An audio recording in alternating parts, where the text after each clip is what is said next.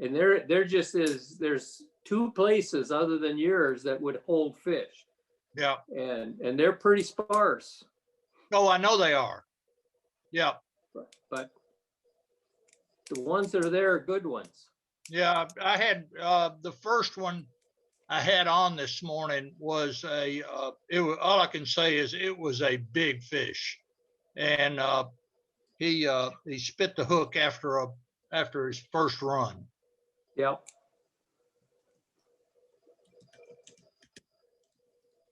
Hey, Tim.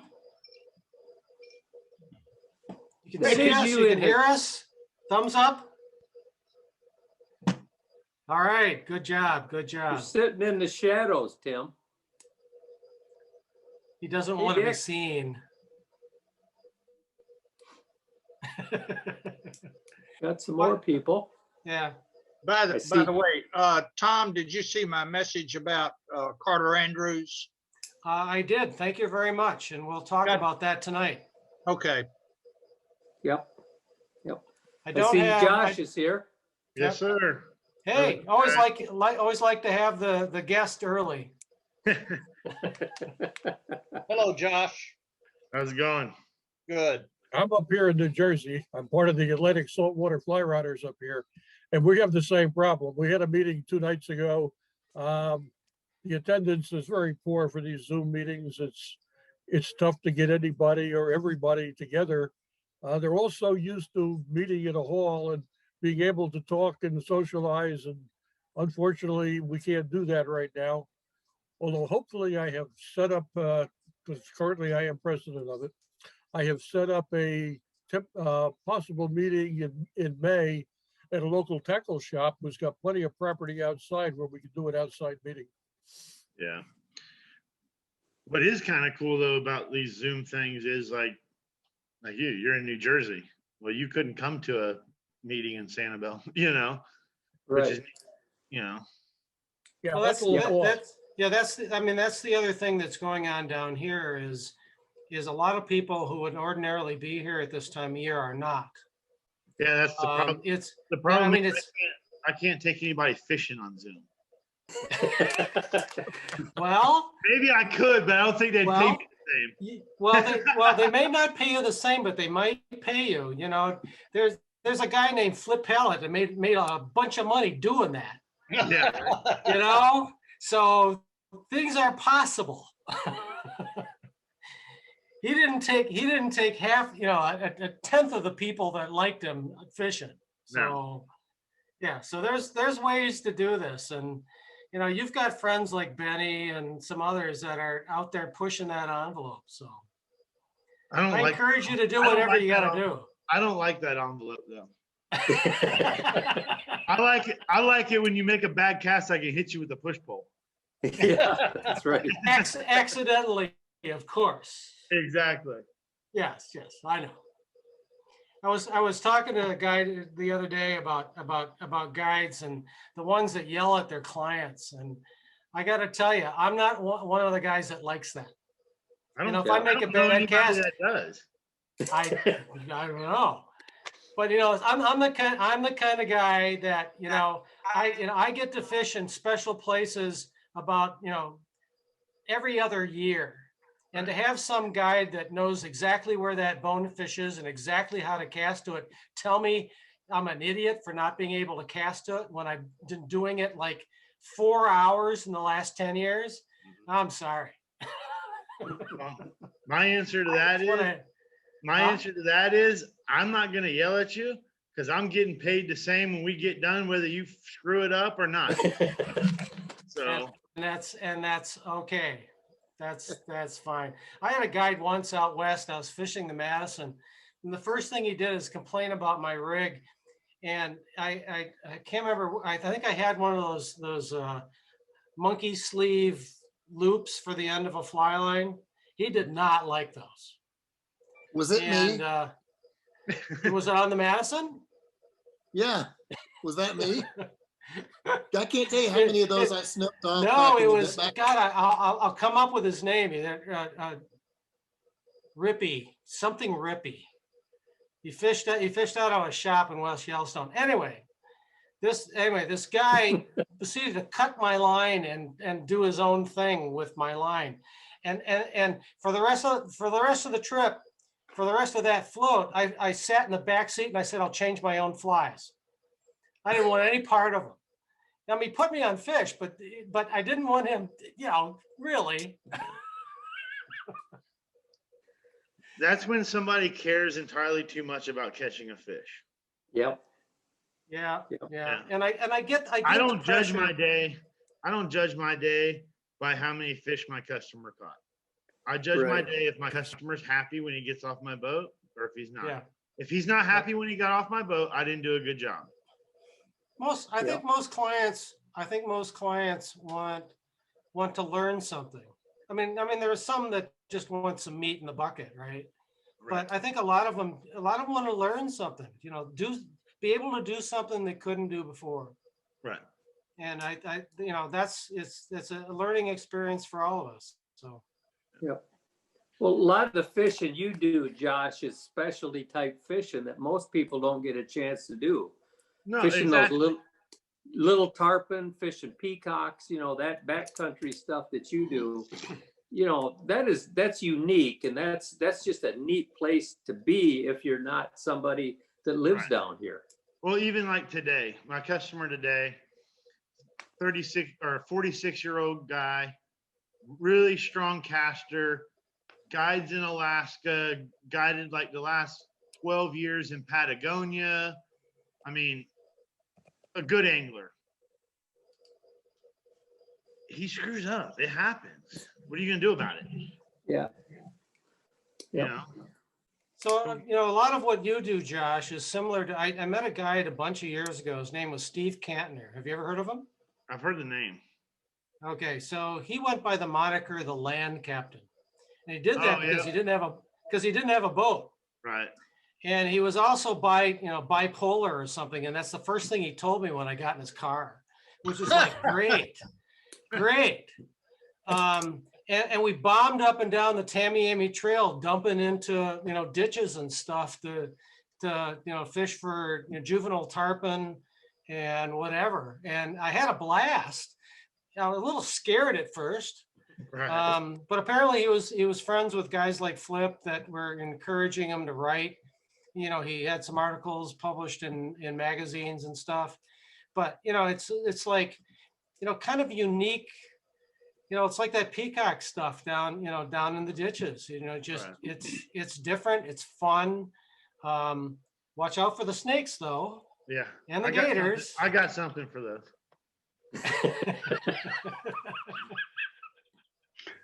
Gentlemen, let me jump in here and just say that, I'm up in Cleveland, Ohio, and we're getting in our truck and coming down to Sanibel. Excellent. We should arrive on Monday. And I've engaged a guide for my grandson and I on the 19th, Friday. We originally thought about maybe we could do something off the beach, but he thoroughly discouraged that. And so he's going to take us out on his boat. But, it's kind of nice to think about coming down and joining you guys if you're fishing. Our spring just arrived 2 days ago. It'll probably disappear in another 2 days. Well, So, don't send it down here. No, I don't tend to bring it down there with me. But we'll be on Sanibel for 2 weeks. And we're looking forward to being there. Maybe we'll run across one of you guys somewhere. That would be nice. Yep. There's a couple of us that are on the beach pretty regularly. Yep. So we'll be staying at Sanibel Moorings. And Yep, that's at the the east thinking end. has been on my end that I want to we're going out on a boat with our guide. But I was thinking about one of my the guides from up here in Cleveland was down there in Sanibel, on Sanibel for about a week or two ago. And he was talking about catching a 42-inch snook at Blind Pass over on the rocks on that side. So, and Well, that's no good at all, Tom. Don't ever go there. That's awful. That's awful fishing there. Do not go there.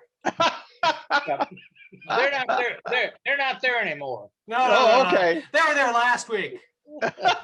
Okay. And who in the world wants to catch a 42-inch snook anyways? I mean, Jesus. That's right. That's right.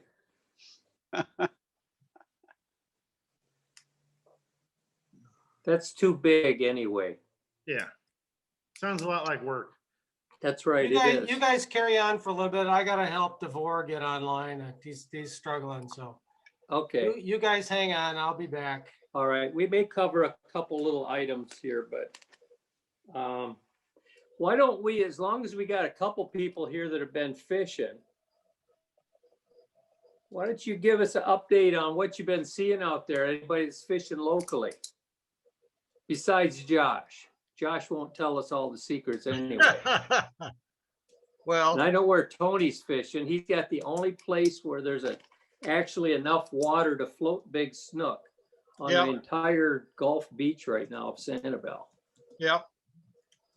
I've caught, I guess, counting today, I've probably caught 10 in the last 3 days. Caught one last week. I landed one that was 43 inches. And I went home and had a drink after that. But there's some nice fish along the Middle Gulf area of Sanibel. Yeah. So may I ask you, are you fishing off you're obviously out fishing off the beach, right? I'm fishing off the beach. So, oh, well, maybe my grandson and I can walk along there. And you're sight fishing, I assume? No, the water's No. been a little, the water. No. I've seen some, I have done a little sight fishing, but for the most part, our water's been a little churned up here. So a lot of it has been blind casting. Okay. My sense of what I'm bringing down there are clousers, white, chartreuse and white, chartreuse, black and yet red. Well, Pete and I differ on this. Pete's been doing well with his squugly, which is an orange and black. It's not a weighted fly, I don't think. Is it, Pete? Yeah, it's got lead eyes. It's got lead eyes to it. Okay. And I'm fishing by and large with a white, bait fish pattern that's not weighted. Yeah. So Just think of how good you could do if you use the right fly, Tony.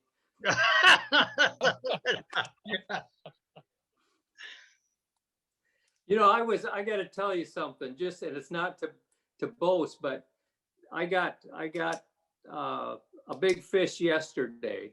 Yeah. And that was the number 100 for this year already. And I was off for 5 weeks with my hip getting Yeah, you're doing redone. you're It's been a pretty good spring or winter. You need to get a life. you've recovered. And most of those fish, probably half of those fish or a little over, were sight caught too, Really? which has been totally amazing to me. And they've been on the grass beds, and this is all wading. This is on the inside Oh, of Sanibel. yeah. Because there's been fish there, and I've had days where I've gotten a dozen or 15 snook and 5 or 6 reds in a couple hours. What area were you fishing? You caught a bunch of trout the other day. What Yeah. area? What area were you in then? Because I The have trout. I have not caught a trout this year.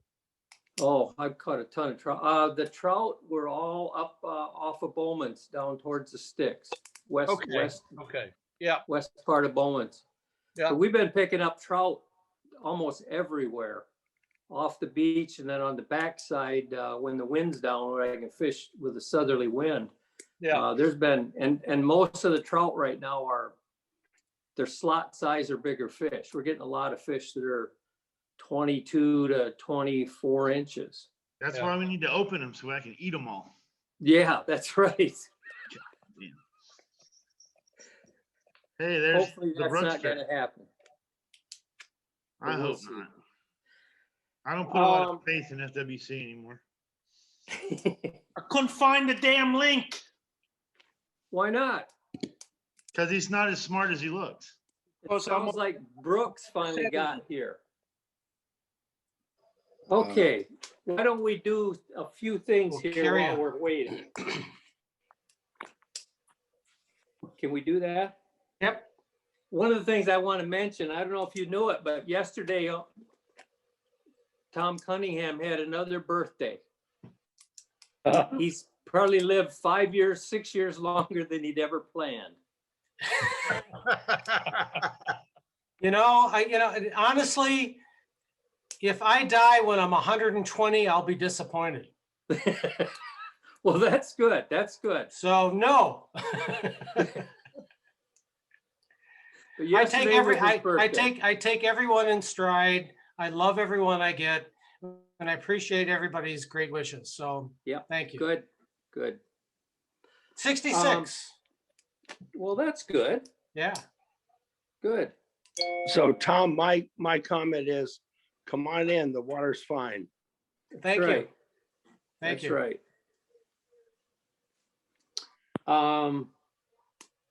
Tonight we're gonna cover a couple things. We're gonna do this fishing update, which we kind of just did casually here.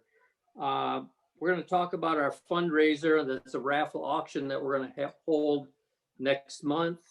And our presentation tonight is gonna be from Josh Greer, Captain Greer. Josh from Westfall Outfitters up in Punta Gorda. And Josh is the Southwest Florida rep for Bonefish Tarpon Trust. He's the field guy.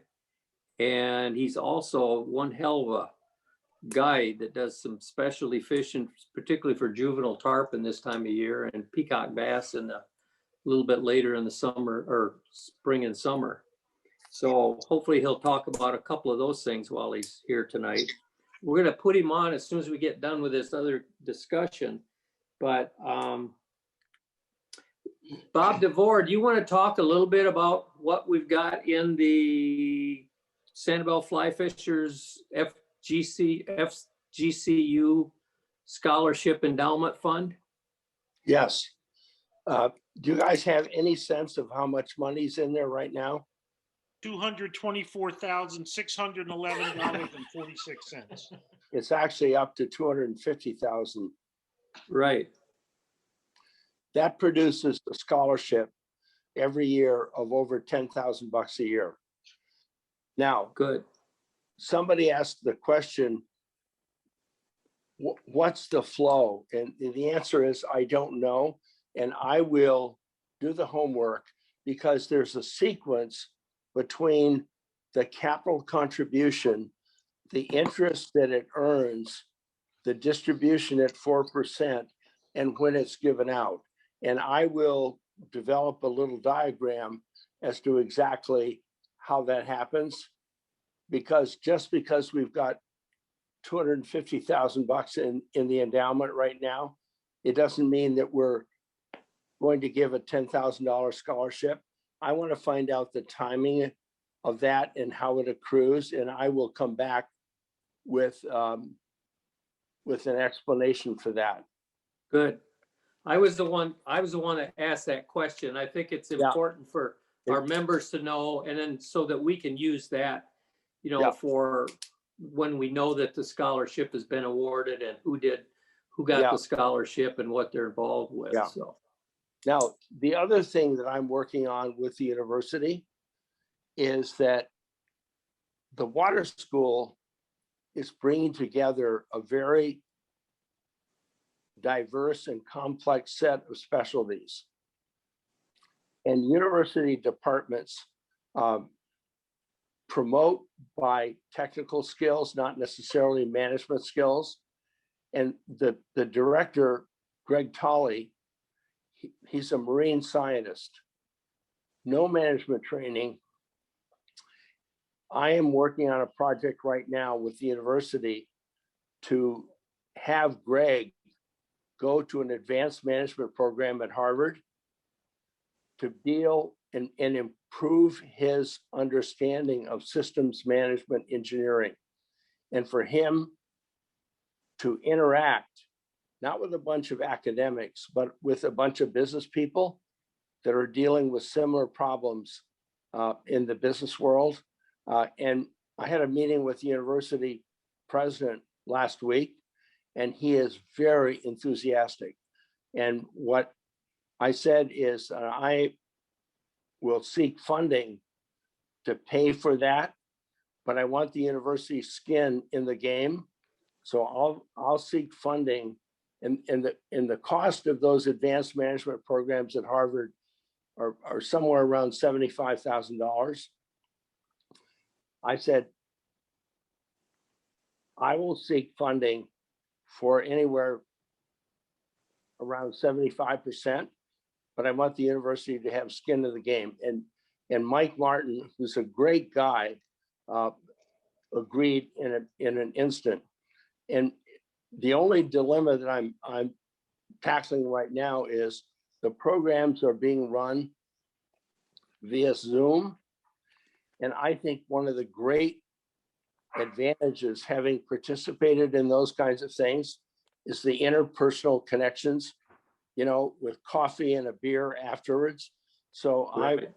I'm advocating that we delay this until the restrictions come off, and Greg can go up and be a real life participant and interact, not technically, but humanly. It's that stuff over coffee and a beer, and begin to take an academic scientist and let them interact. So that's my next initiative right now on that front. Okay, good. Okay, Tom, you're still there, I assume, somewhere hidden away. I am. Could you give us an update on where we're at with the treasury and with the membership status? Has it changed? So there, I don't have the numbers in front of me where we are in the bank. But we have a fundraiser coming up that's looking to add to that significantly, and we'll talk about that shortly. Our membership is down from 114 in 2020 to 59 now. So with the effects of COVID and our restrictions and travel and general interest in extending ourselves, we've lost about half of our active members. We are maintaining our relationships with the active shops in the area. So there are still, for members, there are still discounts available at Norm Ziegler's, at 239 Flies, and at Whitney's? Whitney's. Thank you. So we're still carrying on with that program. The discounts are up to the shops, but it can be significant for members. We have, you know, our website. We have which we're offering a number of clothing and other things for purchase that, you know, have our logo on it. So those things are available. And we're just trying to tread water in that regard. But, you know, our fundraiser is going to be the next big thing coming up in the spring, actually in the next few weeks, and we'll talk about that shortly. Okay. Let me throw in one thing and try to make it short, but we're still, you guys are aware, and I really thank everybody that put comments into FWC on the retaining the closure on snook, redfish, and trout here in the red tide area. I think the last I heard, and Josh knows a little bit about it too, but what we're working with, a few of us are working kind of on the side with FWC Commission, and they want this thing to go away. And since I used to do that as a business when I worked way back when, we're putting together a proposal to give to the commission as to how this problem can go away for them. because they don't like to be in the middle of a situation where there's people, one group of people tell them that there's just tons of fish everywhere and things are fine. And people in another part of the area saying, hey, there ain't enough fish here to screw with anymore. And we're proposing some stuff. It's kind of on the side at this point in time, but hopefully in the next couple of weeks, we'll roll it out. I've offered to get involved in it from my end with my expertise from the past. And what I'm looking at doing is working with some guys like Josh and a couple of the other guides that are really well known between Charlotte Harbor and Estero, and looking at pulling out an area. Right now, all of these species are managed as the Gulf Coast, all the way from the Panhandle down to the Keys, and which is ridiculous if you know anything about the species, particularly trout and snook, which are pretty tight to just estuarine areas. All of the work that FWC does right now is on a Gulf system.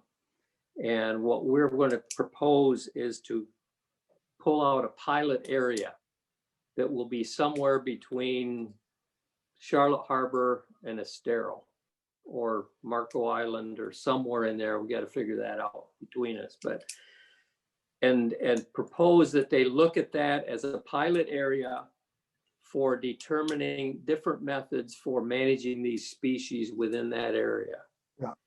And enlisting the guides and anglers in acquiring data for them. Because one of the questions they're going to come up with, and one of the main stumbling blocks, and I know researchers, I worked for them, I had a lot of them that worked for me. They always want to make sure that the data that they have is viable for the unit that they're managing. So for them, it's easier to manage this biggest area possible, because that way you can get the data. But what that does is that does not allow for areas like the middle of the Gulf, where you might have problems with red tide or winter kills, or outflows of the Caloosahatchee River, or bad water coming out of the Peace River from the mines up there, that really impact the water quality and production of those fisheries. And what we'd like to do, I'd like to convince them, is that let's take this piece out, let's identify it separately. You tell us what you need for data that you can feel comfortable managing those species with, and we'll try to help you get it within the guide community and the fishing community within that block. And I think we've got them about halfway convinced to do that right now. I think it's just a little push over the edge should have them there. So we'll see what happens in the next couple of weeks. So Pete, I think that's a great strategy. I'd like to talk to you on the side about including the water school in this strategy, including not just the science, but the economics and the political sciences in this, and look at this from a system point of view, which is what the water school is attempting to do, both on a short and a long-term perspective. And the strategies are very different from a short-term and a long-term. And I like the idea that you're focusing on a small, simple starter. Yep. In the past, and when I worked in Michigan, we always found it easier to pick a pilot area that you could be very identifiable with very specific criteria, and then work with that. And then if that functions well, then let it go to the rest of the state if they so choose. But it's very difficult to convince a state agency to do something big time, but quite often they will buy into a small pilot area for a couple of years and see if it works.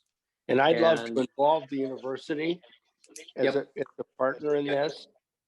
I think well, when this gets rolling, on the mark. When this gets rolling, we'll talk about it more about. Yeah. We got a ways to go yet. Yeah. So I think you're absolutely on the mark. I got a comment on that, Pete. Sure. and I know that you are trying to include guides, which, you know, through captains and stuff, you know, we've all been kind of involved with some of this stuff already. Right. I think the response that I got from FWC, or that we got at the last meeting that we had with them, guides are great, right? But they're tired of hearing from us because we always tell them the same thing. Right. I really think they want to hear from guys like you guys, recreational guys. Yes. And I know Bob and you, I think, also commented on that last commission meeting. But I would encourage everybody, and maybe you guys can use the club as part of that, is to get recreation guys involved, because FWC has this theory that it's really like recreation guys against the fishing guides, because most of us fishing guides are all telling the same thing: keep them closed for like ever. We don't ever want them open. But in their mind, they have this thing. It's like, well, the recreation guys all want to kill stuff. Well, I think they need to hear from recreation guys, Right. and say, no, that's not the case. We don't want to kill stuff. Or maybe we do want to kill things, but now's not the time. Right. You know? Right. Yeah. We And can, I think you're we spot can on. approach I it- think FWC is looking for a way out of this. Right. And if we as a fishing community can give them a way out, I think they'll take Yes. the way out, because they just want out Yes. of it. Yes, we've already broached them with that, and I think that's what I say, Josh. We're like halfway there right now. They Yeah. want a way out. They're in a bind, and they would love nothing more than to be able to say, hey, even though our scientists say this is what's going on, we would like to just take a pilot area and look at it and see if there's a better way to come up with management direction. And they're leaning I don't that think way you'll pretty have- good right now. I don't think you'll have a lot of pushback from anybody in our area. Right. I mean, you may have some old rednecks that want to kill stuff. but Yeah, that's yeah, fine. but You're always going to have that. And the problem is they're always going to kill stuff, whether it's legal or not. So it doesn't matter. right, right. But the biggest problem I see is Tampa. And that's how you fix that problem, is what you're talking about. Tampa Right, wants right. everything open but they didn't have the red tide we had. So, Right. and that's fine. I still think it's a mistake. I think it's too early. I think they're going to open it and we'll sit back and watch the shit show, because it'll crash like bad, but that's Right. fine. Let them do Yeah. that. But that's why if we just pull this out and say, we can help you because there's folks in the north end of this area that feel things are different and they would like to have it open, let's do that. But let's take this piece where you've got a lot of people, both guides and regular anglers, that have said, hey, we still see a problem here. Right. And even though fish may be coming back to what they were about red tide time, it was Problem is still they weren't good. They weren't good when red tide hit. right. That's the That's the point. problem. That there's been a decline in these species in this whole area for the last 10 years or 15 years. Right. And it didn't have anything to do with red tide. Right. Red tide just exacerbated the whole problem. So I think we're there, Josh. I think it's a lot closer. I do. I felt pretty good with it. Yeah. That where So- they're sitting right now. So Pete, one of the things that this really stimulates in my mind in similar situations that I've been involved in, we basically have a communication problem. Let's look for some team members that can help us with devising a communication strategy to deal with exactly what you guys just talked about. Right. That's one of the things we're putting together right now. And that's why I need to once we get this rolling a little further, I want to get guys like Josh and 3 or 4 other guides that I know that have a lot of contacts out there that we can Right. work with. Yeah. And use 4 or 5 people as key drivers of this. Yeah. And let them get information into their sources so that we can really spread this quickly throughout this whole area, so that we get Yeah. support from we're not going to get support from everybody, but I think if we can get the message out there, there's going to be a hell of a lot base level support for a different way to manage the species here. Right. And I think that's what FWC wants to see, is that most of the people would agree that they want to do something different. Let's put together a group to come up with a way to make something happen. And I think that's what we're looking at. I think So what I'm saying wants to is say something. enthusiasm is not enough. Skill is required. Let's Right. do a little survey to find out in our membership, are there any communication specialists to help us be able to craft the message and the strategy? Yep. And that's a way of expanding the involvement of the membership. Yep. This is a little more grassroots than that, Bob, and I think that we need to hear and listen to what Josh had to say. Oh, But Bob, I heard what Brock said. No, Bob, please, my floor right now.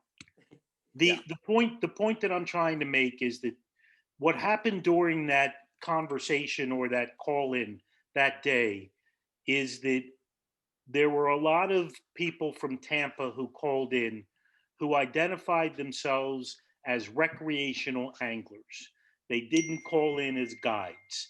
They told the FWC that their fishery is as good or as better than it's ever been, that they didn't have a red tide issue, and that right now they need to open it up.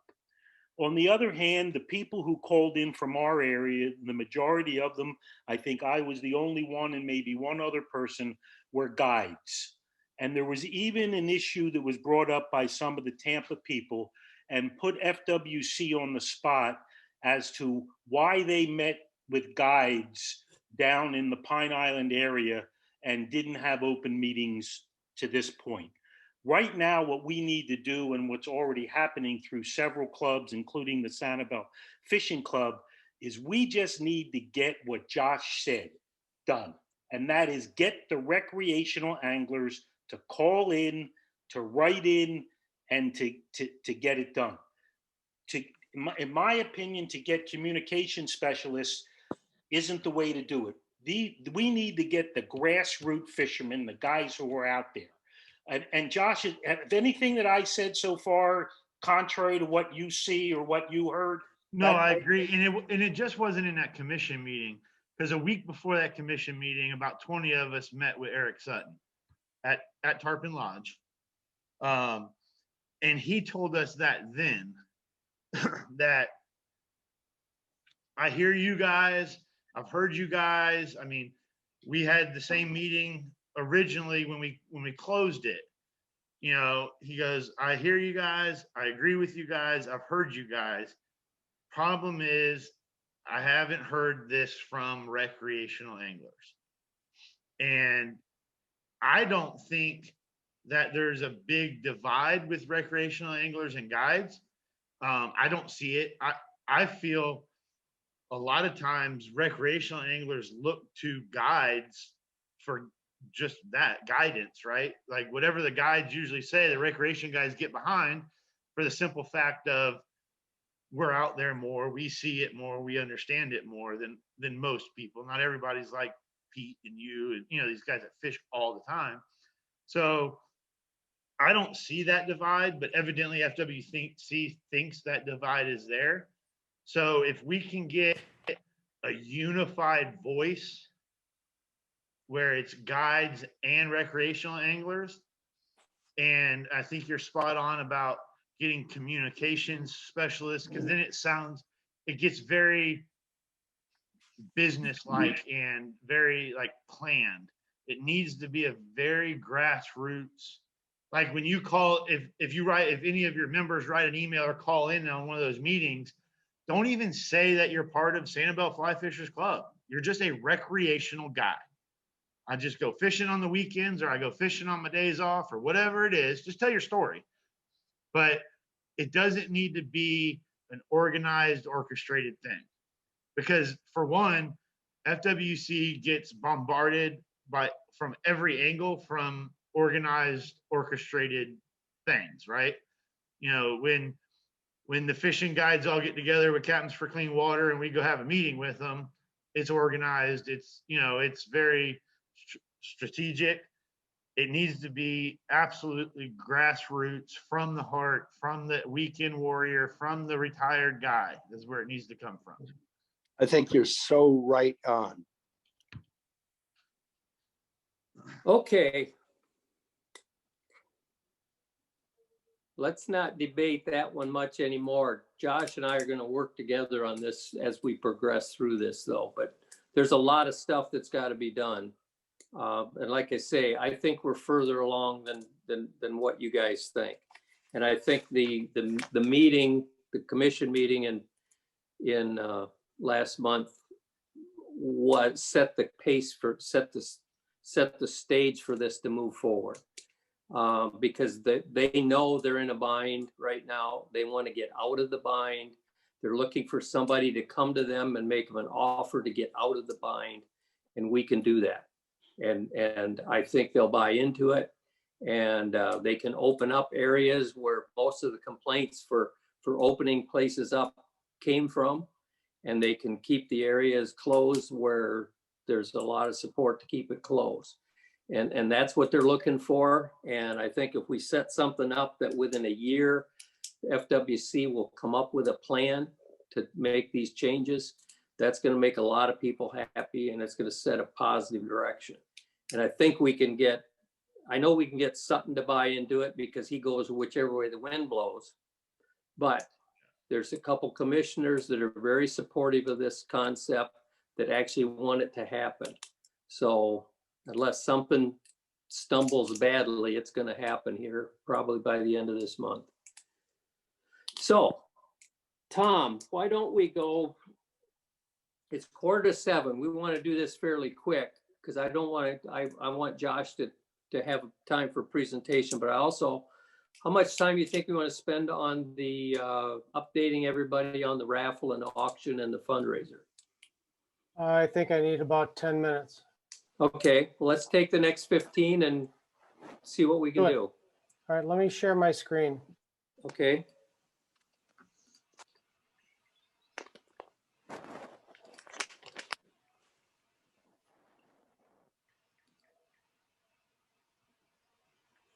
All right, let me find it.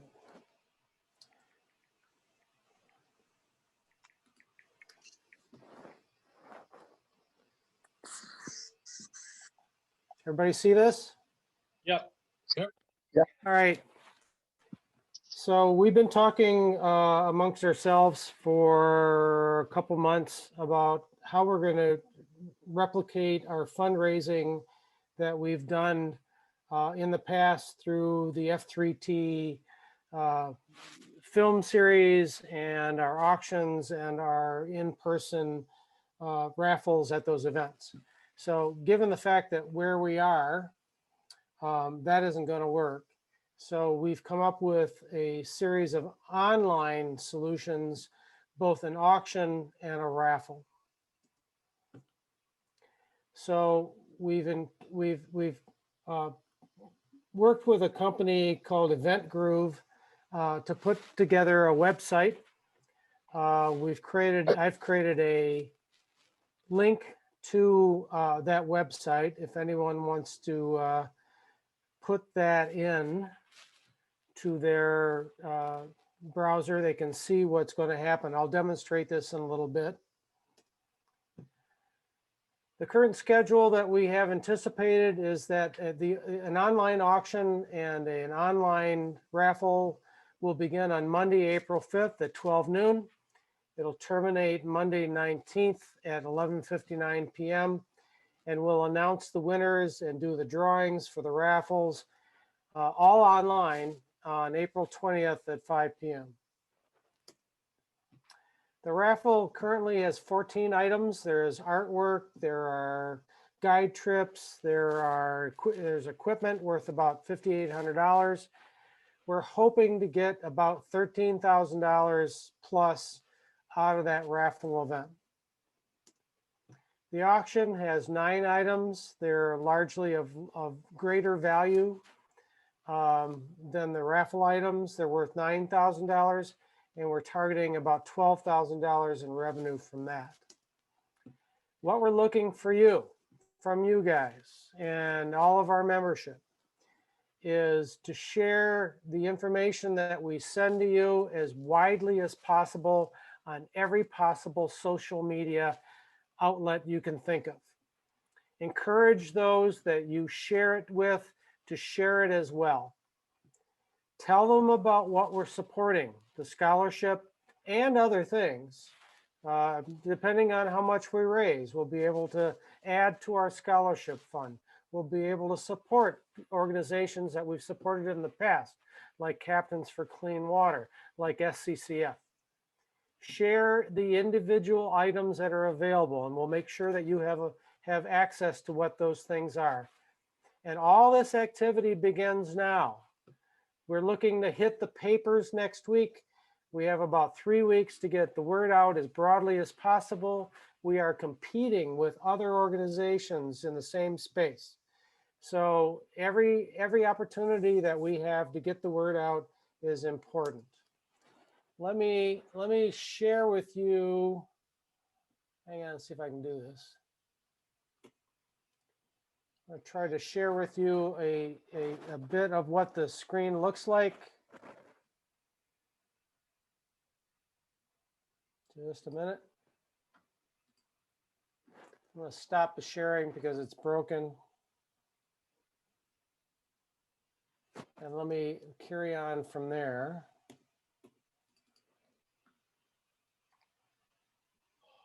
All right, so that's that. Let me go back to this. All right, this, if you go to that link at present, this is what you'll see, which is a fundraising page.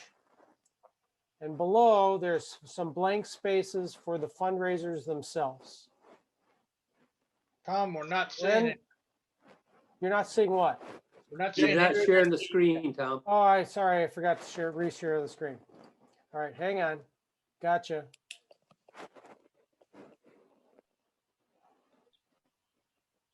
Just give me a moment here. I'll get it. See that? Yep. Okay, so this is what the fundraiser page looks like. Using that link, this is what you'll see. Right now, you can donate on that page. And there's a bunch of donation capabilities. Let me just close some windows here to get out of the way. So this is the donation page. When the auction and when the raffle goes live, they will appear below here and they can click on them. Now let me show you what they look like. So here's the raffle. And this is exactly how it looked. We've got a few edits in the items to do. Again, the countdown timer has to do with April 19th when the last raffle ticket can be bought. If you go through this, it describes what we're doing, gives you a link to the auction, tells you what we're doing. There's a few edits in here that we haven't made yet. We're limiting the number of tickets available for each item to entice people to the idea that they have a good chance to win. And then down below are all the items. See, we have an aluminum print by Andre, an Okeechobee print by Clyde Butcher. And then we get into guide trips and their descriptions, some equipment. But this is largely how it'll appear to the customer at the donor at the end. So there'll be a similar page for raffles.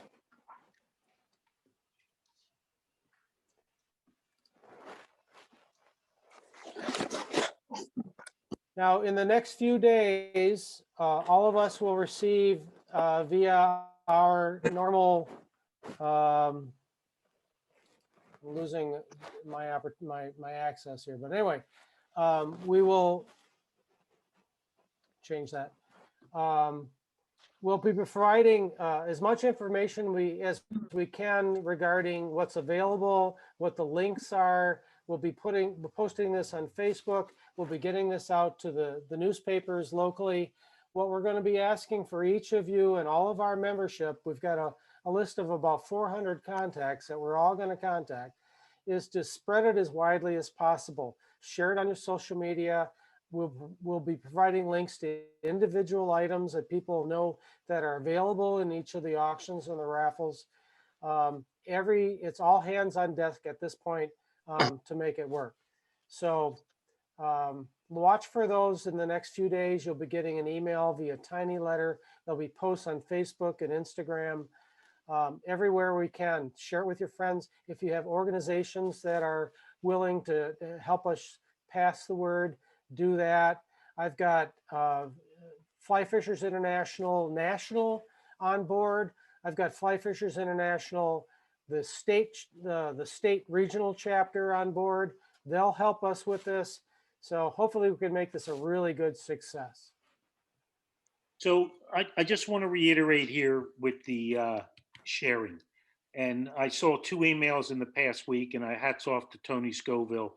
He's going to, Carter Andrews has agreed to share it on his site. He has a great following. And what was the other? What's that? Tom Yeah. Rowland, this other one. Yep. And I know our buddy Josh Greer is gonna share it. And you know, I look over here at Dick Bordeaux, and I know he's a Grady White guy, and maybe he belongs to a group of Grady White owners, and that would be a perfect place for him to share. And my buddy over here from Montana, he may belong to a group in there in Montana, Montana Fly Anglers. We need to share it there. This is, if we're going to be successful, we've got to take this audience that we had of 255 people last year that were in the community house in Sanibel, and we need to multiply that by 10, by 20 to 100 times so that somebody anywhere in this country can buy a tarpon carving or an Andre print or a Loomis fly rod, or people in the Florida area who want to fish with Josh or Paul Macafora or Blake Matherly. If we're going to be successful, that's what's going to mitigate, that's what's going to determine the success, period. Any questions?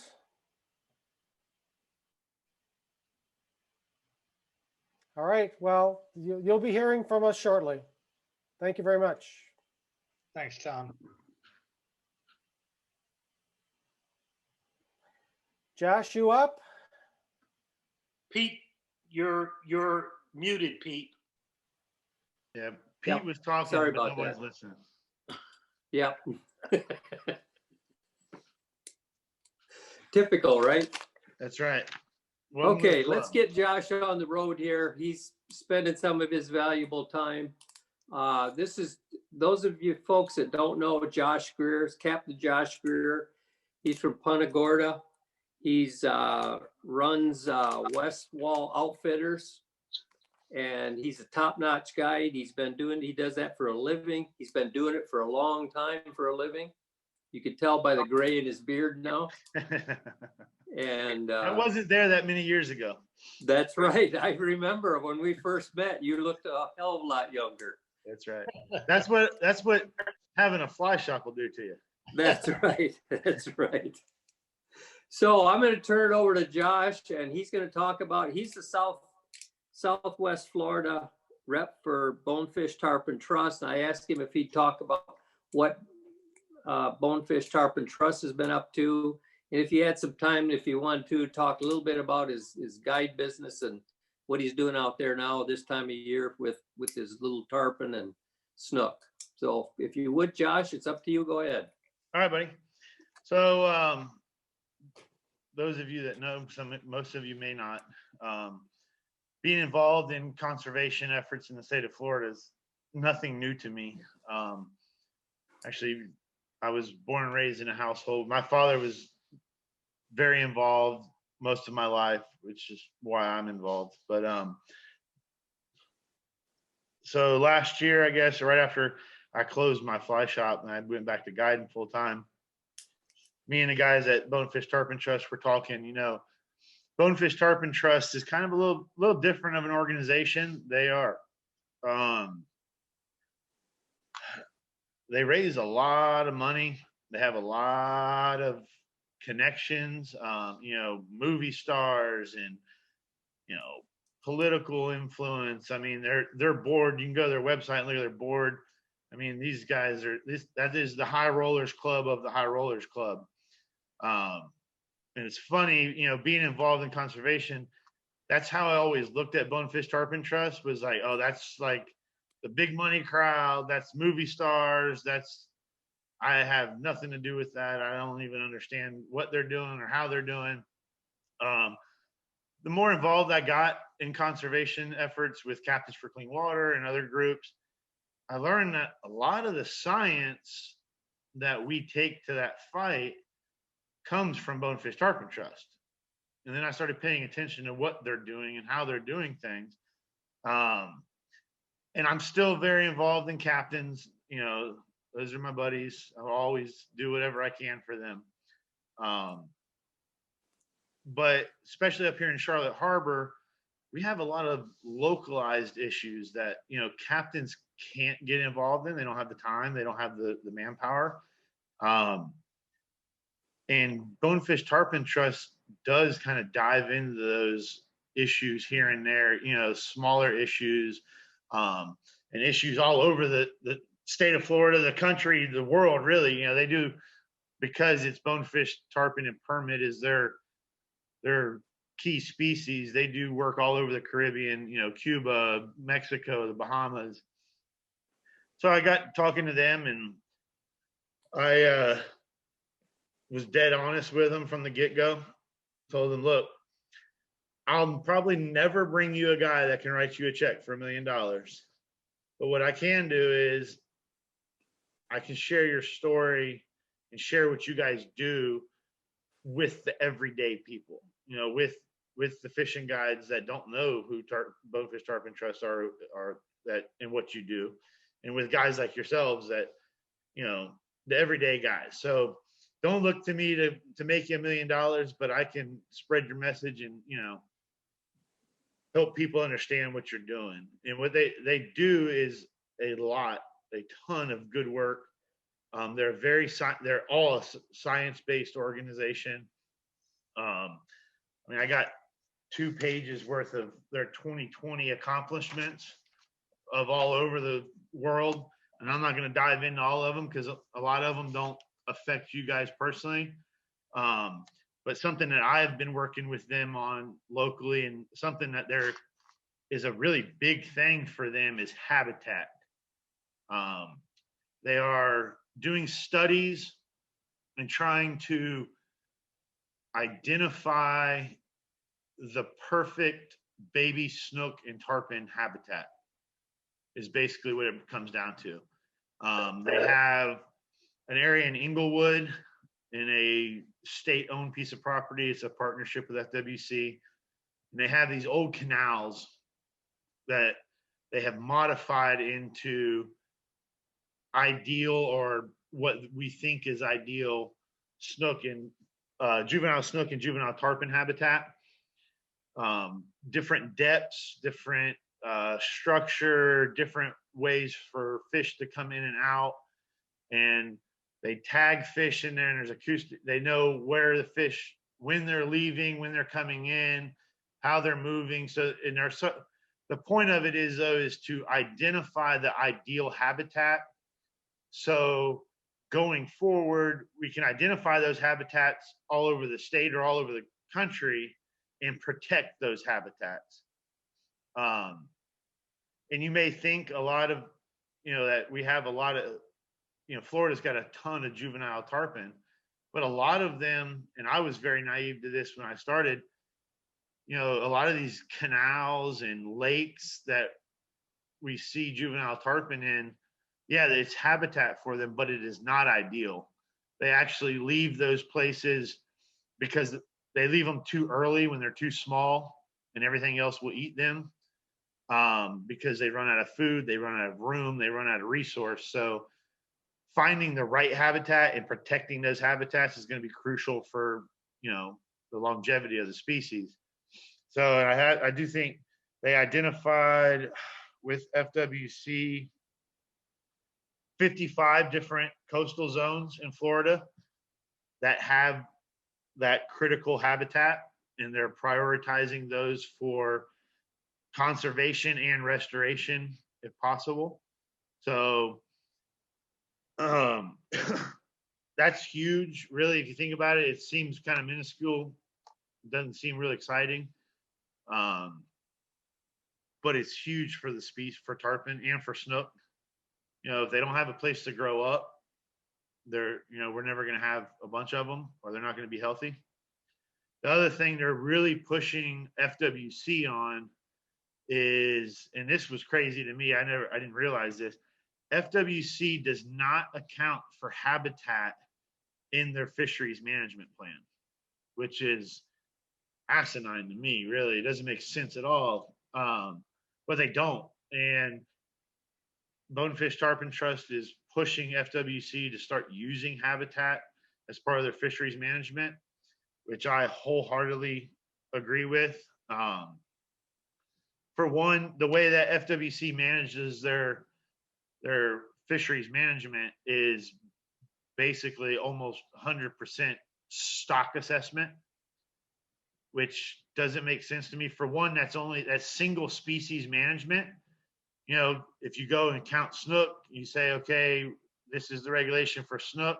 That only affects negatively or positively, for that matter, snook.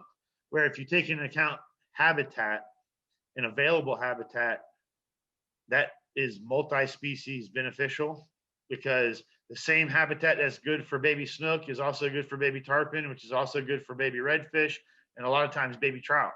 So I think it's crucial that FWC starts using habitat in their fisheries management.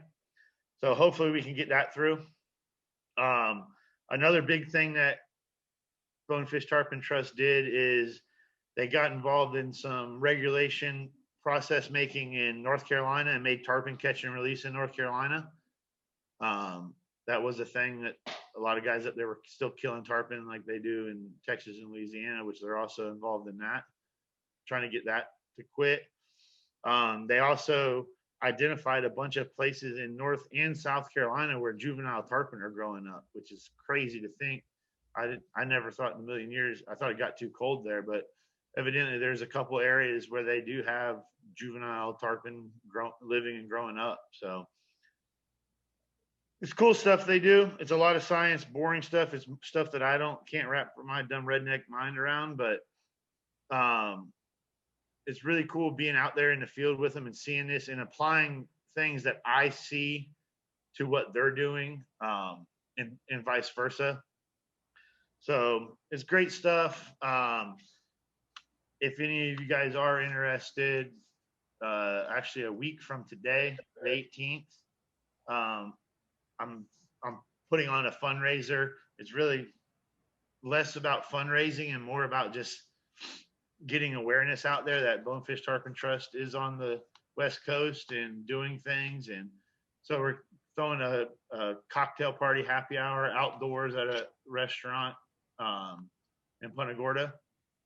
Or, it's outdoors, going to do the whole social distancing thing. So it'd be a good time. Same thing. We're, raffling off and giving away some fishing trips and some gear and some stuff. So if anybody's interested, you can go on their website, click events, and it's right there, Charlotte Harbor Happy Hour. So, Hey, Josh? Yes, sir.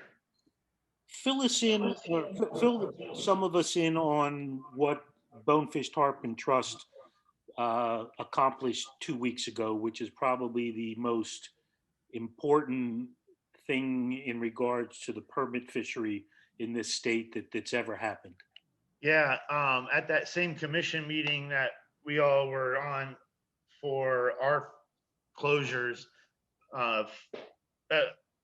Bonefish Tarpon Trust has been advocating and pushing for a closure for, they wanted more than what they got, but they got enough, I hope, for an area called the Western Dry Rocks.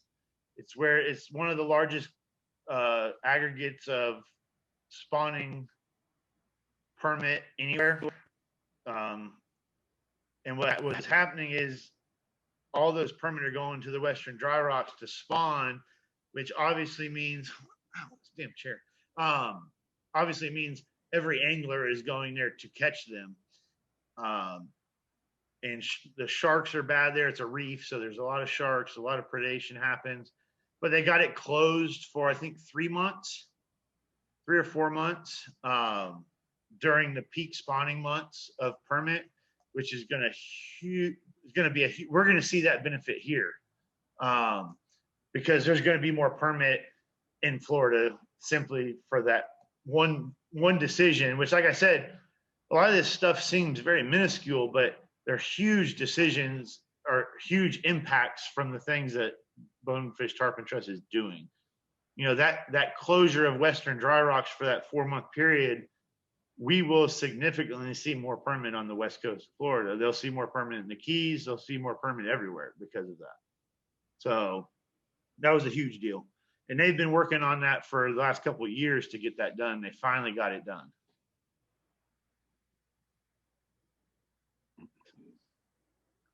One of the things that I recognize Bonefish Tarpon Trust as doing such a great job is they're all about the science. Everything that Absolutely. they do is science-based. And I think that after listening to the presentation for the dry rocks and how they submitted the science in terms of what takes place there, in terms of the percentage of permit that are spawning there. They actually had films of the sharks feeding on the permits. They had underwater sonargrams of the sharks feeding on permit that were hooked. It kind of reminds me of what Pete was just saying in regards to what we're facing. And what our problem is with FWC is that FWC is taking science from one specific area and taking their census, if you will, stock assessment from one specific area and not looking at the areas that have been impacted. And that's where if we can get Bonefish Tarpon Trust to work with us on some of the other things like keeping the Pine Island Sound, Charlotte Harbor, and Estero Bay closed. Right. I think that Which will help us. Which then they are wholeheartedly behind that. So I'm gonna stand up because my damn leg keeps wanting to cramp. I didn't drink enough water today, evidently. So no, and that Bonefish Tarpon Trust, their slogan or saying, if you will, is bringing science to the fight, and they really do. Which is huge because, like, when I really started getting more involved in state issues, I can go up there and say whatever I want. If I don't have science to back it up, nobody listens to it. We're changing that, I hope, a little bit with FWC. You know, they're starting to pay attention a little more to the guides and stuff. But having that science, having that hard data, they can't argue with it, you know. So we need groups like Bonefish Tarpon Trust to have that for us, and they do that all over the world. Like I said, they're really big on habitat. I think they've planted over 100,000 mangroves now in the Bahamas after Dorian, or what was that hurricane? Dorian, yeah. Destroyed a bunch of mangroves. They've obviously realized that mangroves habitat in the Bahamas is crucial for bonefish nurseries. So they partnered with Mang Apparel, which is another great apparel group. But they planted, I think, I want to say the number's over 100,000 now. So they're big on habitat. And I don't think a lot of people realize how crucial habitat is to our fishery, you know, and how much habitat we've lost and how much we continue to lose, and how bad things like, Okeechobee releases and stuff like in my area right now, we've got a really bad algae problem up there. so that the habitat that we do have is not healthy. So unless you have healthy habitat, you might as well not have any. So I'm working with them right now to come up with a game plan on how to deal with this algae problem we're having in the harbor. I don't know if you guys have much of that down there, that roller moss, snot grass stuff. Yeah. It's real bad up here. I don't know if you've seen some of the videos and pictures that I've posted. Bonefish Tarpon Trust just did a post. Aaron Adams, which is their head science guy, which I don't know if any of you guys know Aaron. I'm sure Pete and Bob do, but that guy is brilliant. He knows more about fish than anybody I've ever met. But we were filming a PBS show with Bonefish Tarpon Trust up there, and he came and ran the camera boat. And I'd been sending him emails and videos and, about this algae problem. And when he got out there and saw it firsthand, he was devastated. He really scared me. So hopefully I've got them behind that. I mean, I know they will be. So we're coming up with a game plan to do something about that, which the game plan really needs to be a fertilizer ban and a fast track to sewer infrastructure and getting off 1960s leaky septic tanks. So, which is not going to be a small undertaking by any means, but I think we can get it done. So tell us how the fishing is up there, Josh. Give us a couple fishing reports. Talk about the fishing. Fishing is pretty good actually here. I fished today. My guy, very good angler, but he screwed up pretty bad on a couple redfish.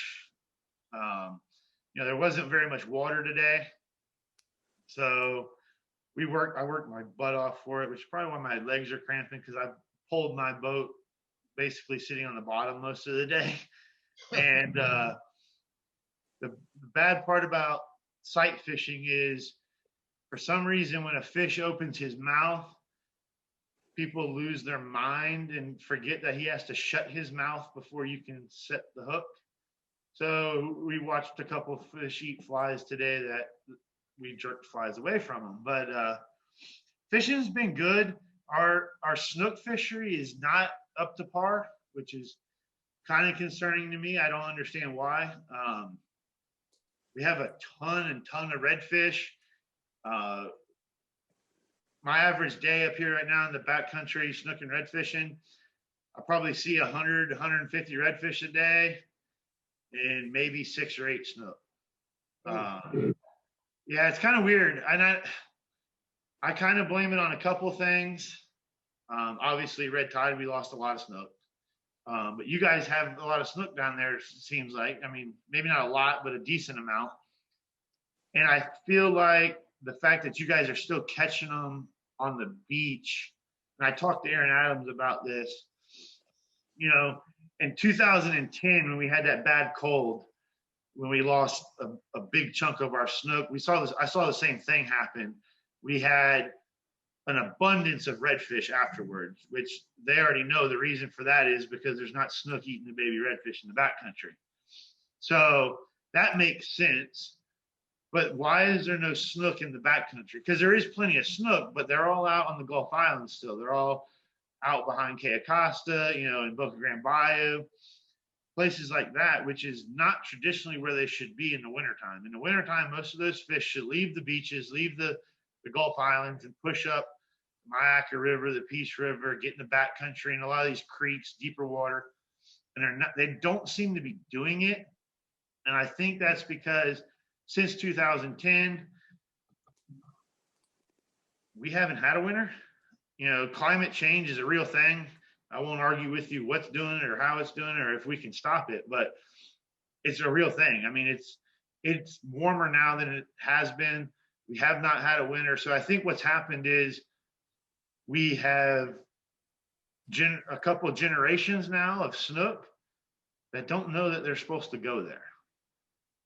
They don't understand, or maybe not only do they not know that they're supposed to go there, but they don't have to go there because the water temps don't get low enough for them to make them go there.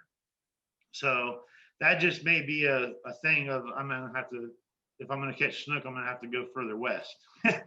So, but other than that, the tarpon, I do a lot of sub-adult juvenile tarpon fishing in the rivers in the upper harbor. Caught one with a guy a couple weeks ago. We had that big warm snap that we had about 8 or 9 days at 85. They showed up real good. I fished them with a guy yesterday morning and they showed pretty well. Probably saw 100 fish.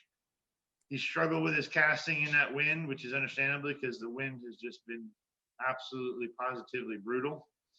Well, we did not catch a fish, but there was a bunch of fish around. This little cold snap we've had in this wind, obviously they're not liking that. So, but I looked at like the 10-day forecast, it's going to be in the 80s, 85 again. So I have a feeling they're going to get happy in the next couple of weeks. We'll start really catching them again. Don't forget though, every year everybody seems to forget, we always get a cold front on the full moon in March. So it's going to get warm again for about 2 weeks. Then it's going to get cold again. Everybody's going to lose their mind. What the hell? It got cold. Now the tarpon are gone, because you'll start seeing, I have a feeling in the next in 2 weeks, you'll start seeing some migratory tarpon showing up if it stays 85 every day.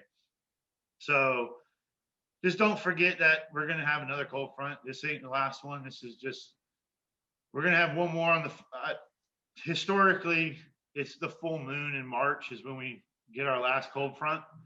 So Josh, are you seeing the big schools of jacks like you normally should see this year? We're not seeing them down here. No, I haven't seen a school of jacks in months. What's funny is I'm seeing jacks, but they're in the weirdest damn places I've ever seen them. So I'm pulling back in the backcountry on the east side of the harbor. I'm 2-3 islands back. I'm fishing in 8-10 inches of water all day, and there's jacks back there. But they're in 1s and 2s and 3s, and they're the weirdest, most spookiest goddamn fish you ever seen. A jack usually will just eat anything that moves. I watched 2 fish today blow up on a point. My customer put a cast right on them, stripped it fast, like did everything right. They literally, when the fly hit the water, they freaked out and ran the other way. It's weird. I blame the jack problem on commercial fishing. I don't know if you are aware of how many jacks that these guys take out of this area, but it's astronomical. The mullet guys or Yeah, it's the same people. I mean, they're seine netting them. I've watched them when we used to have some jacks. There'll be 5 acres of jacks busting on the outside of the bar in the upper harbor, and I've watched them catch every fish. I mean, load a mullet boat to the gunnels with jacks. Wow. So it's I think that's the problem. There's nothing else wrong, right? I mean, we still have bait. There's a lot of bait in the harbor right now. The upper harbor's got a ton of small little hair bait, white bait showing up. There's even some small thread fins, and there's plenty of bait for them. The fish just aren't there. We're seeing the same thing down here. I mean, the points where I'm normally seeing jacks this time of year, wherever you get a good current with a few mangroves hanging over, where usually you could throw a few casts and pull 5-6 jacks out.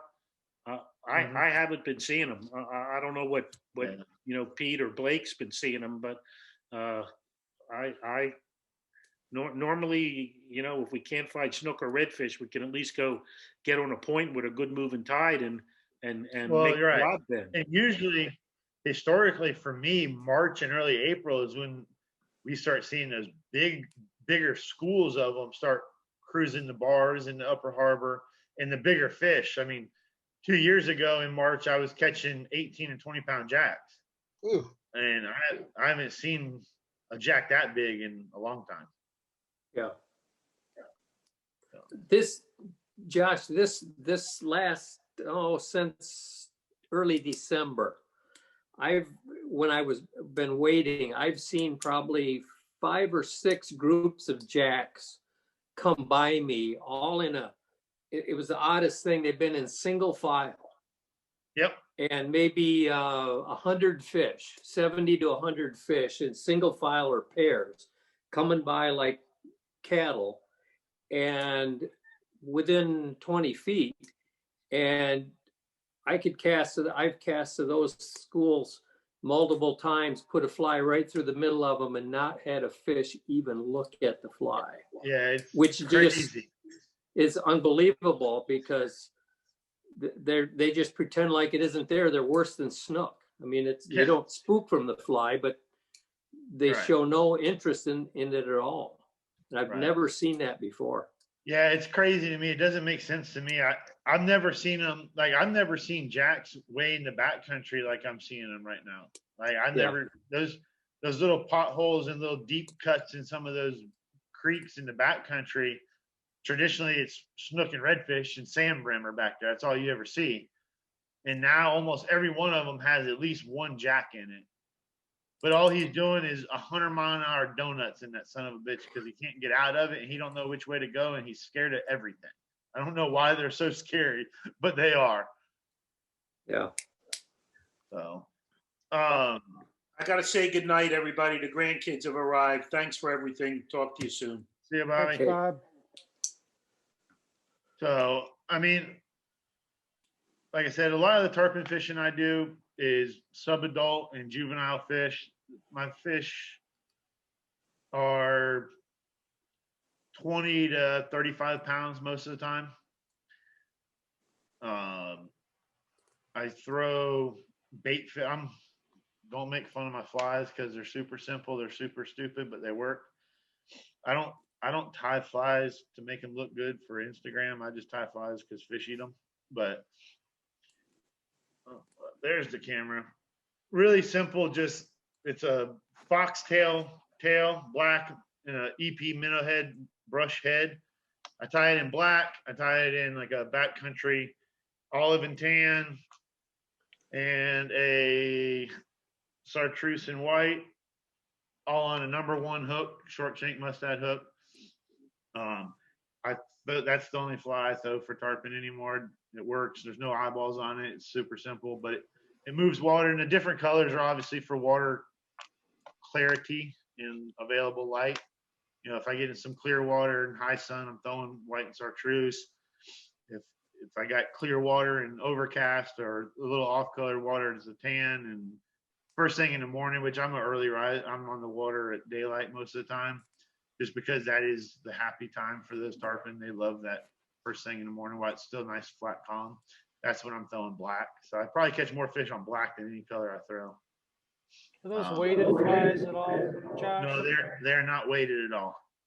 You fish intermediate lines or floating? I do not. I fish floating lines. I'm glad you brought that up. Tarpon are made to feed up. That's just the way they're designed. That's the way their eyes point. That's the way their mouth's shaped. They feed directly above their head. An intermediate line, I don't know where, well, I know where it came from.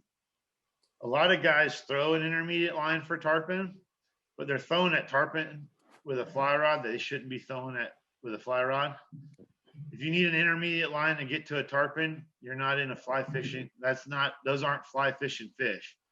A lot of those guys are going out in 10, 15 feet of water off the beach and throwing in schools and big daisy chains and dredging potholes in Pine Island Sound and stuff. That ain't, it's not effective, really. Can you catch fish doing it? Yes, but it's not ideal for fly fishing. So I throw floating lines, and no fly that I throw for tarpon has weight on it at all, not even bead chain eyes. I mean, the biggest problem I have with tarpon flies is they sink. Because what happens is you get a tarpon, especially like down in the Sound, fishing the bigger fish, you get a fish following your fly, and he's underneath your fly because that's how he can see. And if you stop to let him catch up with it, it sinks below him. As soon as it sinks below his jawline, he can't see it anymore. And he literally will turn around and swim the other way because he can't see it. So I don't want anything with weight on my flies or my fly line when I'm tarpon fishing. Josh, what's your leader setup? Really simple. I throw really long leaders for juvenile tarpon and large tarpon. All my juvenile and subadult stuff is out of the bag, 12 foot, 16 pound, 16 or 20 tapered leader, because I don't want knots all in my leaders. I try to throw those tapered leaders when I can. And about 18 inches or 15 to 18 inches of 40-pound fluorocarbon for a bite is what I throw. Is your tapered leader fluorocarbon as well? No, it's mono. Okay. For the same reason, I want it to try to float. Yeah. The only reason I tie fluorocarbon leaders or bite tippet is, for one, it's tougher, and for two, you can't see it as well. Yep. But it's all mono. Plus, I want the stretch when you're fighting a fish and he's out there jumping. You know, I want my fly line and my leader to have some stretch to it. So what size is your bite tippet typically? 40 pound for a lot of the subadult fish. And I'll go to 60 on, you know, even when I'm fishing migrating fish in the sound and out in the harbor on the bars, the largest I throw is 60. Okay. Most of the time I'm throwing 50 pound for them. For one, you're not going to break 50 pounds on a straight. Right. The only thing that's going to break 50 pounds is if you fight him long enough and he's got it deep, you know, he'll wear through it, but that's fine too, because I'm not going to let you fight a fish for more than about 30 minutes anyways. Right.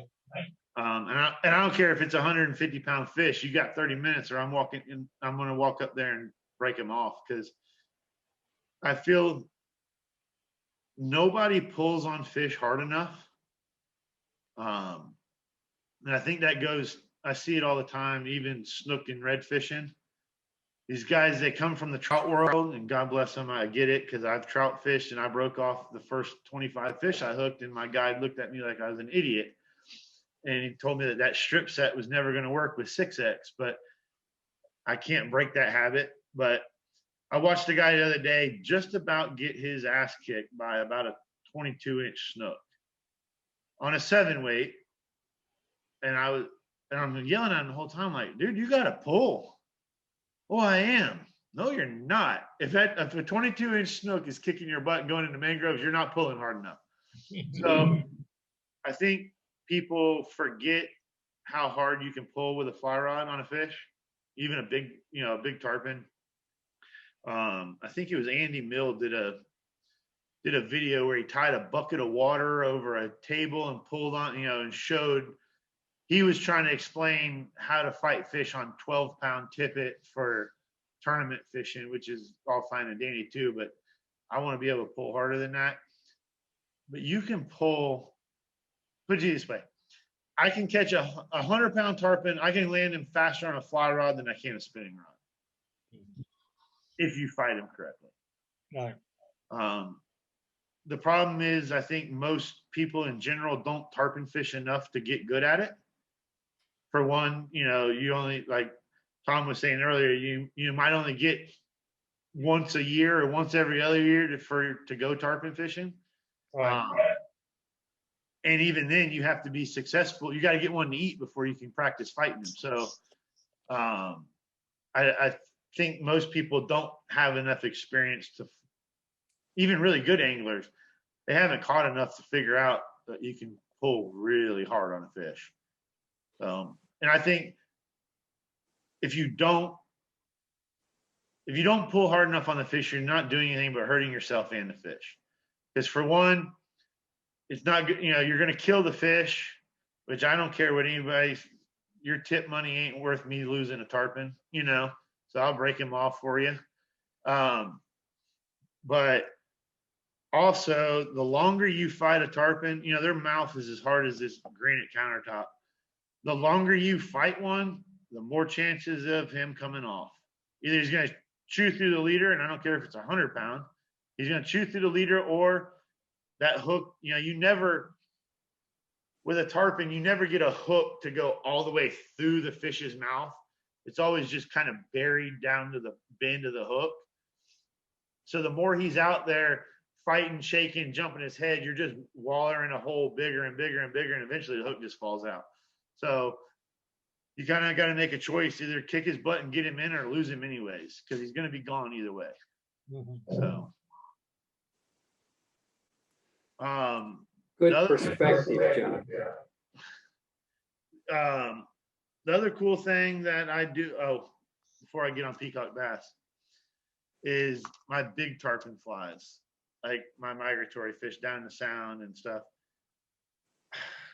They're tiny too. They're on a 1/0, and they're very simple. All that is foxtail. I use a lot of foxtail on everything. Foxtail, a crosscut, 1 wrap of crosscut rabbit, and some tarantula brush head, and it's actually trimmed down.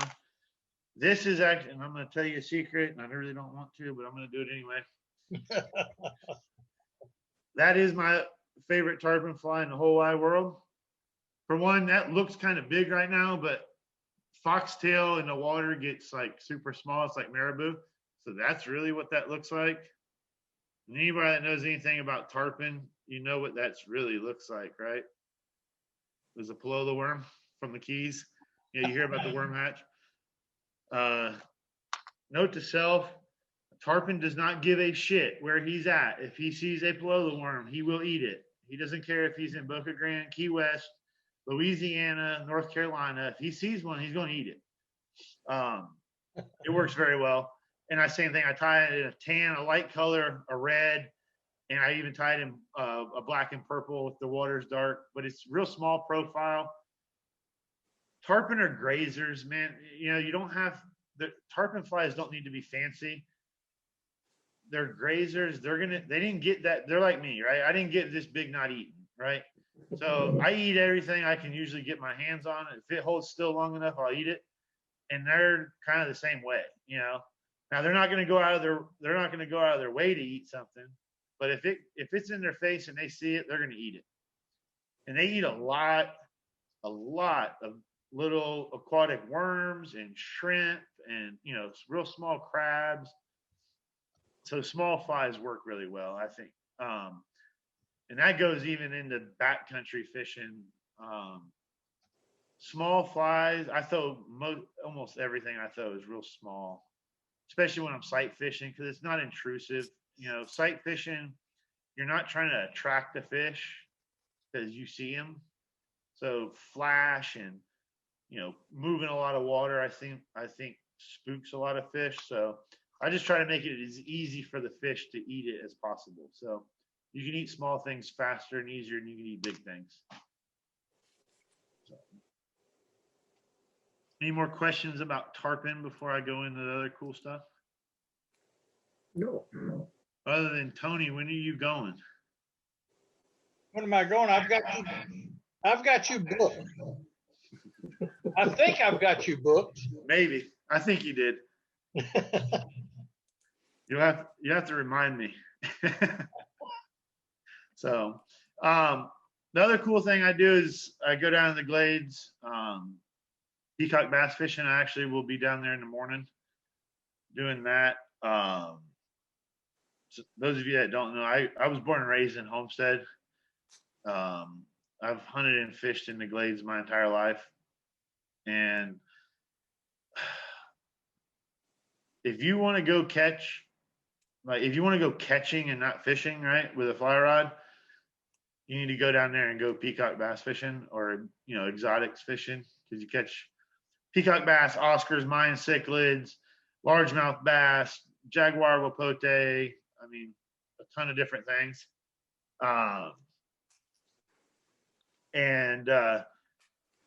It's in the middle of the Everglades. You could catch those fish down there about anywhere. Basically, if you get from anywhere from Broward County south on the East Coast and there's fresh water there's probably peacock bass there. peacock bass were introduced in South Florida. Well, they did it once in like 78, and then they got cold that winter and killed them all. They did it again in 84, and they took really good. They were put there to control the Mayan cichlid and the Oscar population, which they did a horrible job at, but they made a hell of a sport fishing opportunity for everybody. So they're a fun fish. That I've never caught a smallmouth bass, but most of my customers that have gone with me have, and they say they fight a lot like a smallmouth bass. Same thing, small flies, minnow. The opposite is it's all bright colors, bright oranges and chartreuse. That's a simple little laser minnow with some bead chain eyes on it. You want something bright colored and something you can strip fast.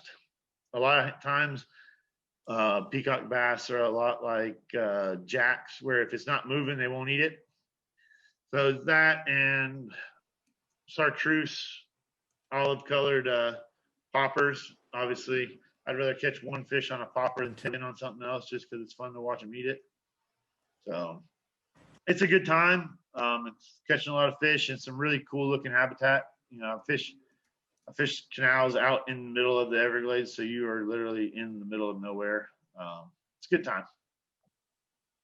So I don't know what else to talk about. That's the problem with these Zoom things. I can't bring rods and reels and show you leader setups and everything. I know there's probably a way to do all that on Zoom and create presentations, but like I said, I'm a dumbass cracker. I don't know how to do those things. I think you underestimate yourself, Josh. You're good, Josh. You know it.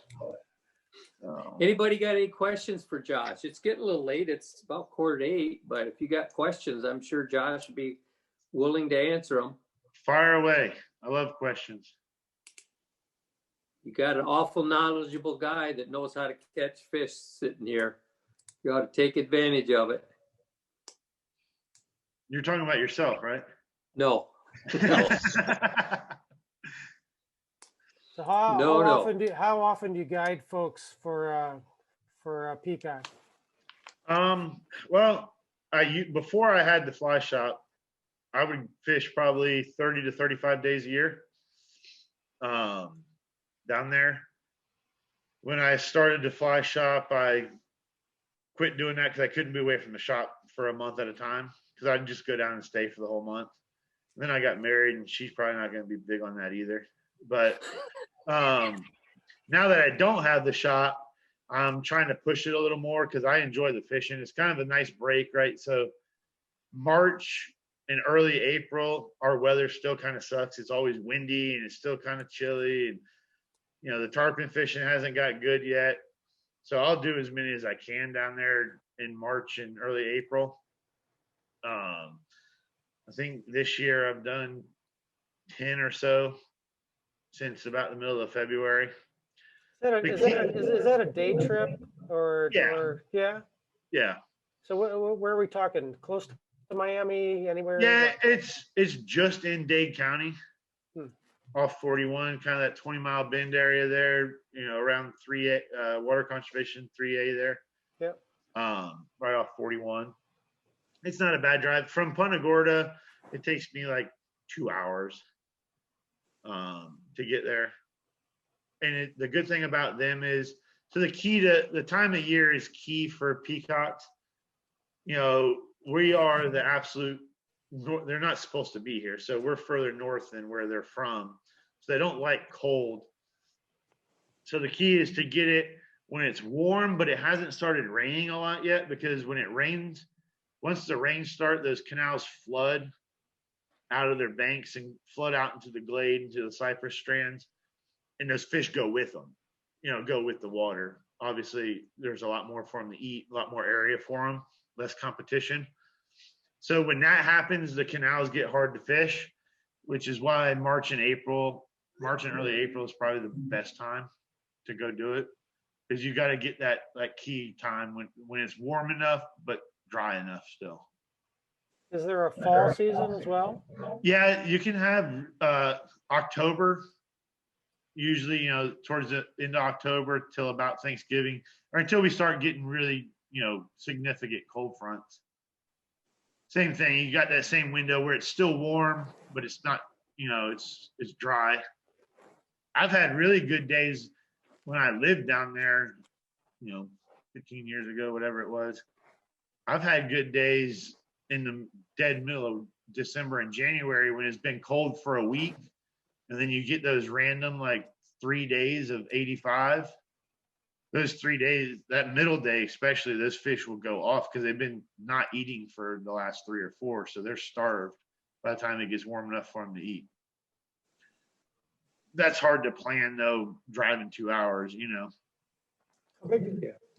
So What, You never know. Josh, How what big- how boat do big you they use get? for that? I use my duck boat. I've got a 15-foot aluminum boat with a mud motor on it. Yep. I can fish 2 guys out of it. Hell, I fished 3 guys out of it. I fished myself, Joe Mahler, and I think Norm. All 3 of us casting fly rods out of it. I mean, we kind of know what we're doing, but I can fish 2 guys pretty easy out of it. Yeah. It's a cool trip. Something to go do. You can check a couple bucket list items, add some species to to your list of fish caught. I mean, it's not, what was I down there 2 weeks ago? 2 guys probably caught 100 to 150 fish a piece. Oh, wow. In a 5-hour period. I mean, it's literally about every other caster getting a fish. So, What's the size of those peacocks, Josh? the average fish is probably 1.5 pounds, 2 pounds. The biggest one I've ever had a customer catch was 8.5. Usually you can get a shot earlier in the year, like the early time when it's still kind of cool, the bigger fish seem to be a little more sluggish. You get towards the end of March and early April, usually in a 5-hour day, where you can get a good shot at a 4.5, 5.5 pound fish. Yeah. But I mean, a 1.5 pound peacock bass would pull a 6-pound largemouth backwards if you tied them together. Yeah. And I'm throwing a 5 weight most of the time. So, it's fun stuff. That's fun. Yeah, it's a good time.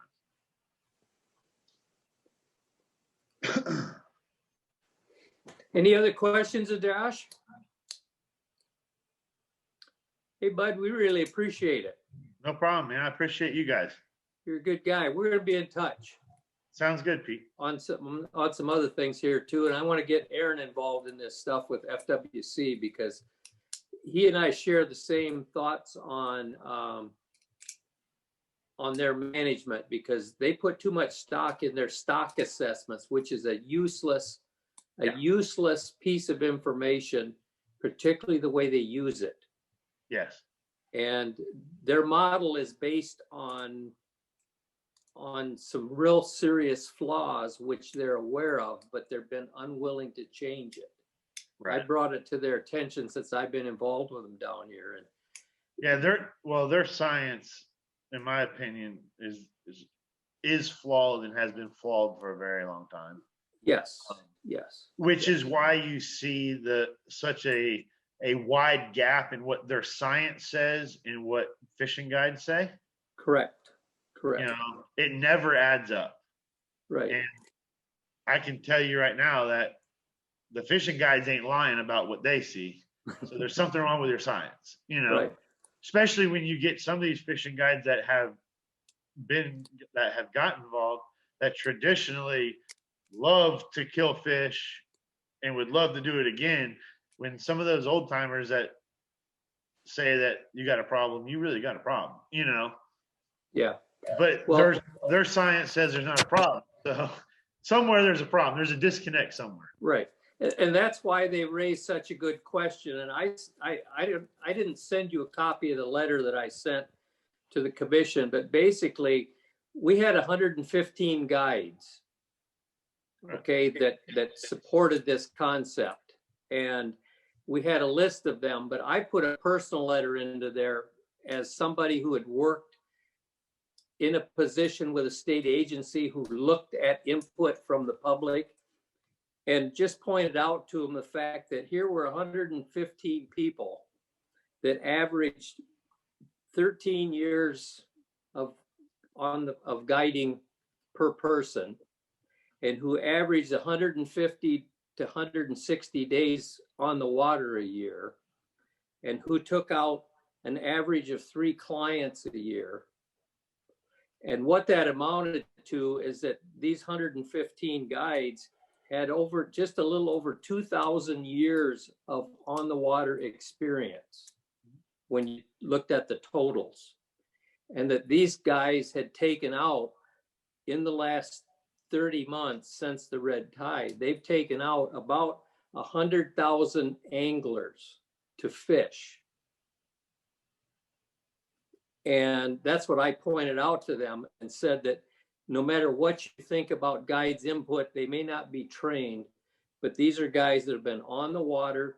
Some of them have spent 20 to 30, 40 years on the water. They may not know why they see things, but they know what they see. Right.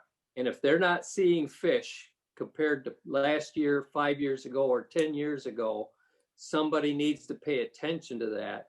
Right. Because that's the difference between your science and what people are seeing. Right. That's what I told them, the same thing. Yeah. At the original meeting in 2018 after the red tide, well, hell, it was during the red tide. Right. You know, right. We had that meeting. There was probably 4 or 5 guides there then. Yep. I was at that meeting. Yeah, you were there. Yeah. I mean, that's what I told them was, look, I don't know what your science says, but I'm telling you what we see. And if the people at this table tell you something, you can write it on a piece of paper and take it to the bank. Yep. You know, for one, a lot of the guys, like the other day, the last meeting we had with them, there was a bunch of, 15, 20 guides, which is more than usually gets involved. We don't even like each other, most of us, right? Like, we're not buddies. We didn't have a meeting and text each other before and go, hey, everybody say the same damn thing. So we usually never agree on anything. Right. But the fact that 20 of us that don't like each other can sit down at a table and agree on something tells me that that's a serious problem, Right. Right. Yeah. Yeah. And they're aware of that now. And I really think, like I say, this is further along than you may think within the internal workings of the FWC. They understand there's some problems, and the people that can make a difference want to see something change. Right. And what we need to do now is bring a proposal to them.